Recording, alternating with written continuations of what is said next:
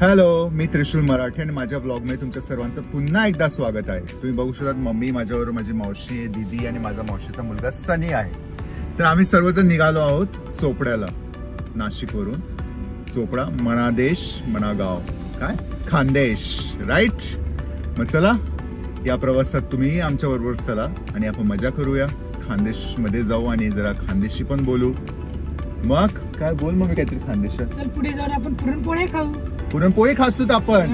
आखो रशी भात खासूत. अच्छा स्वीटी, तू काय खाशे? भजी आमटी. हा सनी, तुले काय आवडस? कुड्या पापड. कुड्या पापड. रत्नावशी तुले? मला पण पुरणपोळी. अच्छा, आम्ही जरा गाडीकडे लक्ष देतो आणि आपण पुन्हा थोड्या वेळाने भेटूया. बाय. तुम्ही मागच्याच मुंबईचे रस्ते बघितले होते, आता हे नाशिकचे रस्ते आहेत. माझं गाव माझं नाशिक.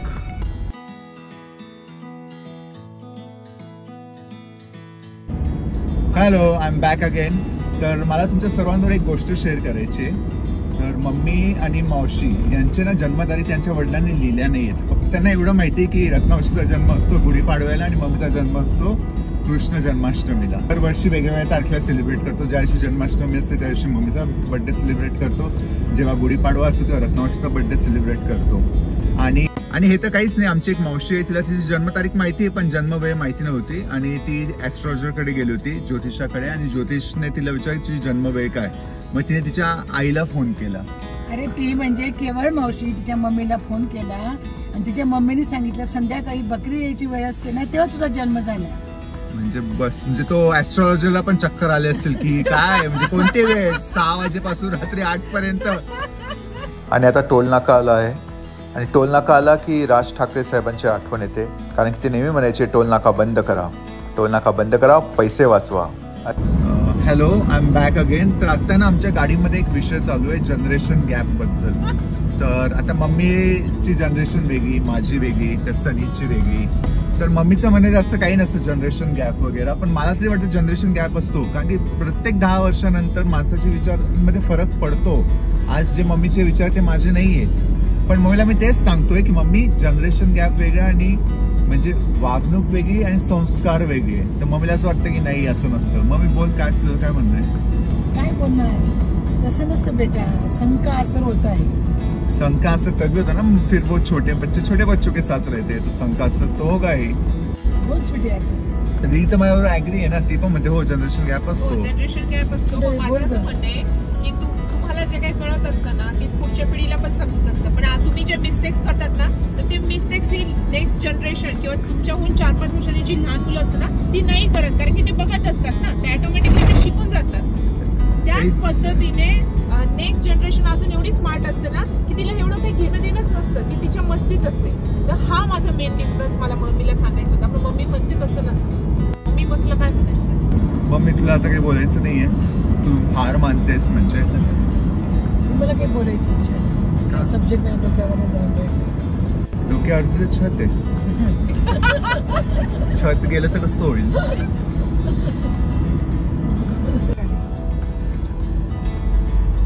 बघू शकतात हे ट्रिपल सीट चाललेत बाईक वरती आणि त्या बाईच्या हातात हेल्मेट आहे. ते डोक्यात घालायचं असतं. मावशी तुमच्या पुढच्याला द्या डोक्यात घालायला, पण नाही ऐकणार. 100 में से 90 बेईमान फिर भी मेरा भारत महान. रूल्स नाही पाळायचे, ये जान नाही सस्ती. चला आता आपण काहीतरी खाऊया. Hotel Renuka pure veg. चली, मम्मीला काहीतरी बोलायचंय. बेटा स्वीटीला खायची गरज नाही. नाही यार, असं कसं माणूस जाड जरी असलं तरी भूक तर लागते ना राव. काय तर आम्ही ऑर्डर केलेलं आहे फूड आणि आता फूड येतच असेल. अरे सांग लवकर, मला पोटमा कशाच वेळ मला गोळी नाही निशी मळमळ वेळ. हा का? कसली गोळी चालू शे तुम्ही? काय करू बीपीनी? अरे रे रे, असा पोरा राहतं बीपी हाय होईच ना.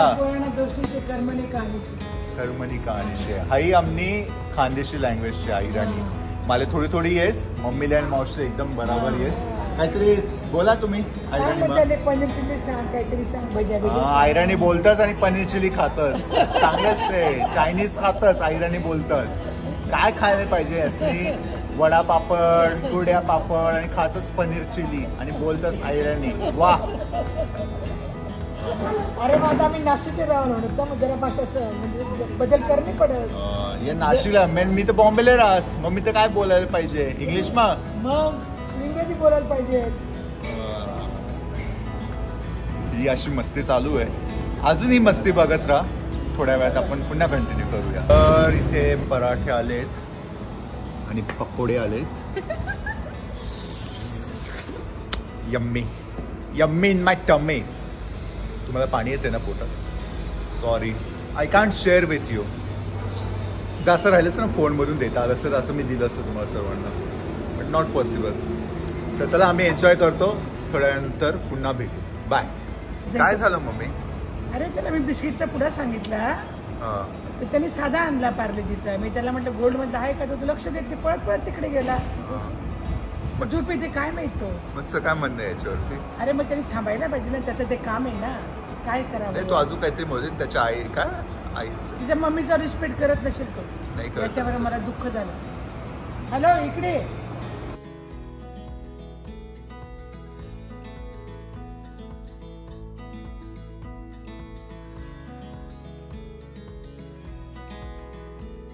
तर आम्ही आता इथे चांदवडला इथे इच्छापूर्ती गणपतीचं मंदिर आहे घाटाजवळ.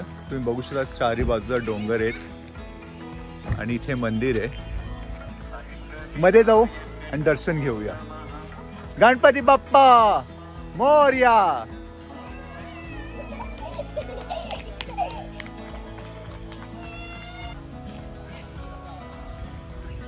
आणि आपले गणपती बाप्पा.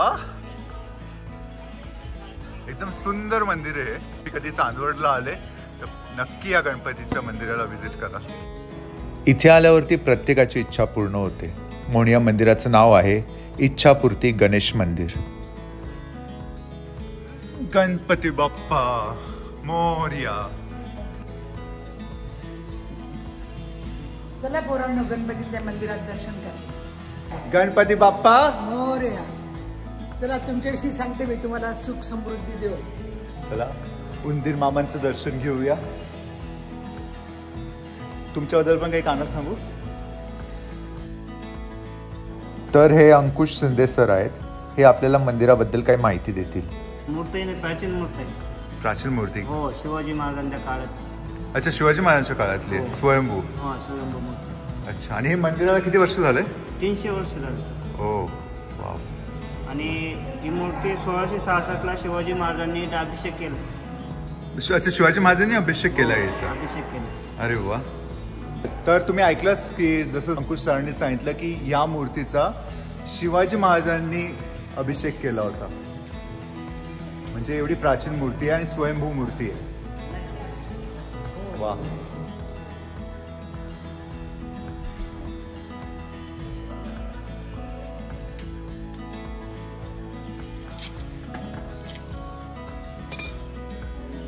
गणपती बाप्पा.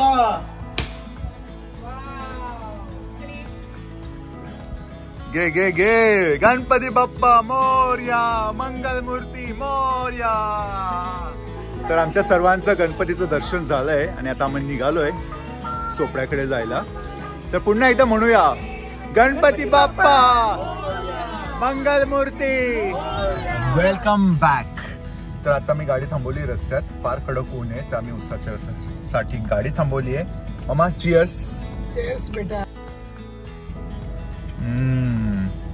रस्त्यात जात असताना एक सुंदर मंदिर दिसलंय. तर चला मग आपण जाऊया, तुम्हाला दाखवतो मी. आणि ते मंदिर आहे सर्वांचं फेवरेट बजरंग बलीचं. जय हनुमान जय श्रीराम.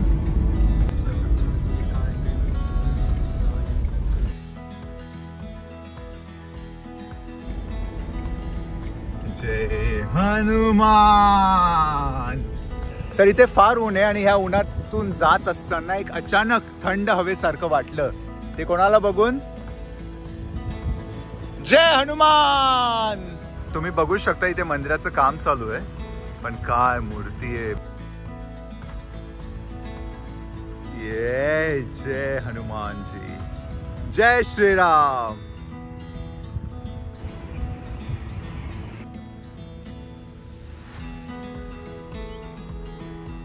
काय मूर्ती आहे ना बजरंगबलीची. हे मंदिर एक्झॅक्टली अंमळनेर आणि चोपडा या रस्त्याच्या मध्ये हायवेला. तर तुम्ही पण येऊ शकतात आणि दर्शन घेऊ शकतात. कदाचित तुम्ही याल तोपर्यंत हे मंदिर पूर्ण झालेलं असेल. फारच उंच आणि मोठी मूर्ती आहे. तर अशाप्रमाणे आम्ही बजरंगबलीचं दर्शन घेऊन निघालो आहोत. ते म्हणतात ना की देव तुम्हाला बोलवतो, तुम्ही देवाच्या दर्शनाला जात नाही. तर कदाचित बजरंगबलीने आज आम्हाला मनात नसताना बोलवलं आणि आमचं दर्शन झालं आणि आमच्याबरोबर तुमचंही दर्शन झालं. तर बोला जय बजरंगबली, जय श्रीराम. तुम्ही बघू शकता इकडे पूर्ण दुष्काळ आहे. तापी नदी पूर्ण कोरडी झालेली आहे आणि आम्ही फायनली चोपड्याला पोचलो आहोत. जय हिंद. आणि चोपड्याला आम्ही आमच्या मोठ्या मावशीकडे गेलो होतो, लता अक्का. तुम्ही बघू शकता तिन्ही बहिणी एकत्र आहेत. फार मजा आली. लता अक्का, तिची सून, तिचे दोन्ही नातू. इथे लता अक्काचं काही कॅटरॅक्टचं ऑपरेशन नाही झालंय, बस तिने स्टाईल मारण्यासाठी चष्मा घातला आहे.